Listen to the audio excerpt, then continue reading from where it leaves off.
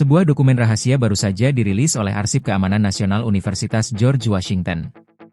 Isinya mengejutkan, Amerika Serikat ternyata pernah menjanjikan keanggotaan NATO kepada Rusia. Janji itu datang langsung dari Presiden Bill Clinton kepada Vladimir Putin pada pertemuan di Kremlin, 4 Juni tahun 2000. Namun, janji itu tidak pernah terwujud, dan justru yang terjadi kemudian adalah ekspansi NATO besar-besaran hingga menimbulkan ketegangan dengan Moskow. Hari ini kita akan membahas fakta sejarah yang jarang diungkap, bagaimana janji yang tak ditepati ini mungkin menjadi akar konflik Rusia-Ukraina saat ini. Dokumen yang dirilis pada 21 Agustus 2025 mengungkap, Clinton berjanji akan mempertimbangkan keanggotaan Rusia di NATO. Ia menegaskan bahwa perluasan NATO tidak akan mengancam Rusia.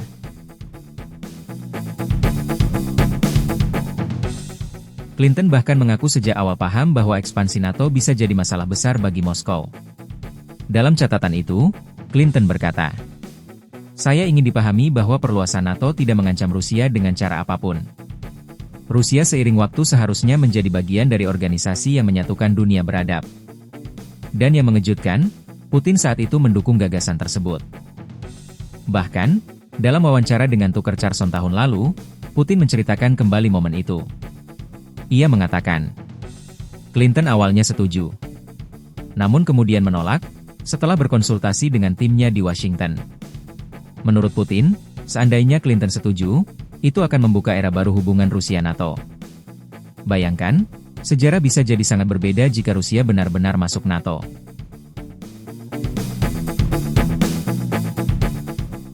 Faktanya, setelah pertemuan itu, yang terjadi justru kebalikannya. Sejak 2000, NATO berkembang besar-besaran. 6 kali gelombang ekspansi. 12 negara baru masuk, termasuk negara-negara Eropa Timur yang dulunya sekutu Soviet. Bagi Moskow, ini bukan sekadar ekspansi biasa, melainkan ancaman langsung ke perbatasan Rusia. Putin mengatakan, Barat selalu menenangkan Rusia dengan kata-kata, "Jangan takut, ini tidak mengancam kalian." Namun kenyataannya, NATO semakin mendekat dan Moskow merasa dikepung. Dari sudut pandang Kremlin, inilah yang disebut sebagai pengkhianatan Barat. Awalnya ada janji pertimbangan masuk NATO.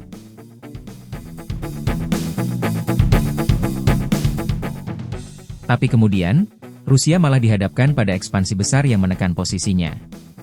Ini memperkuat narasi Putin bahwa Rusia tidak pernah didengar, dan kekhawatirannya diabaikan.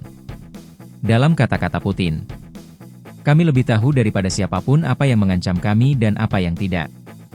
Konteks ini penting untuk memahami konflik Ukraina sekarang. Rusia berulang kali menegaskan bahwa ambisi Ukraina masuk NATO adalah garis merah. Bagi Kremlin, hal itu sama saja dengan menempatkan senjata Barat tepat di depan pintu rumahnya. Inilah salah satu alasan resmi Moskow melancarkan operasi militer 2022. Mereka menganggap perang ini bukan sekadar melawan Ukraina, tetapi melawan NATO yang semakin maju ke timur.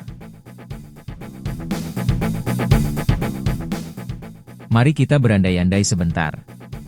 Bagaimana jika Rusia benar-benar diterima jadi anggota NATO tahun 2000? Tidak akan ada alasan ekspansi NATO menekan Moskow. Ukraina mungkin tidak akan menjadi medan perang seperti sekarang. Dunia bisa saja menyaksikan aliansi militer terbesar sepanjang sejarah, mencakup AS, Eropa, dan Rusia.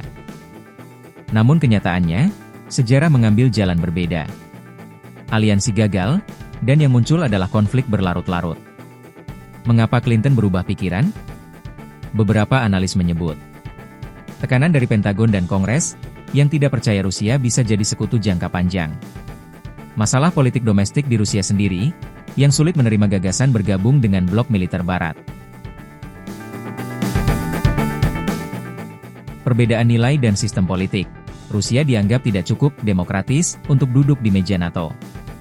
Jadi, janji itu kandas di meja birokrasi Washington. Kini, konflik Ukraina dipandang Kremlin sebagai perang proksi NATO melawan Rusia. Senjata Barat masuk setiap bulan. NATO melatih tentara Ukraina.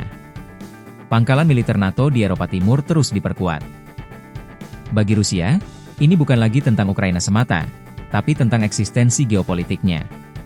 Dan ironinya, semua ini bisa jadi berakar dari janji Clinton yang tak pernah ditepati. Dokumen rahasia ini membuka fakta baru. Rusia pernah punya kesempatan untuk jadi bagian dari NATO. Namun sejarah berjalan berbeda. Hari ini, alih-alih jadi sekutu, Rusia dan NATO justru jadi musuh terbesar di abad ke-21.